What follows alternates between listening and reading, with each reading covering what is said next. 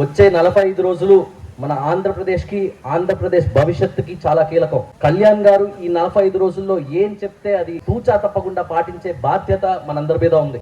ఇవాళ మనందరికీ వ్యక్తిగత అభిప్రాయాలు ఉండొచ్చు. విశ్వక్సేన్ గారికి టికెట్ రావాలని, కాంతిశ్రీ గారికి టికెట్ రావాలని, లేదంటే తెలుగుదేశం పార్టీకి టికెట్ వెళ్ళకూడదని చెప్పి మనందరికీ వ్యక్తిగత అభిప్రాయాలు ఉండొచ్చు. కానీ నేను ఒక కరుడు కట్టిన జన సైనికుడిని. కళ్యాణ్ గారు ఏం చెప్తే అది, ఎవరికి టికెట్ ఇచ్చినా, అది విశ్వక్సేన్ గారికి ఇచ్చినా, లేదంటే పొత్తులో భాగంగా బీజేపీకి వెళ్ళినా, లేకపోతే తెలుగుదేశం పార్టీకి టికెట్ వెళ్ళినా, ఆయన ఆదేశాల మేరకు ఎచ్చర్లలో కొండలు కలపడానికి కూడా మనందరం సిద్ధంగా ఉండాలి.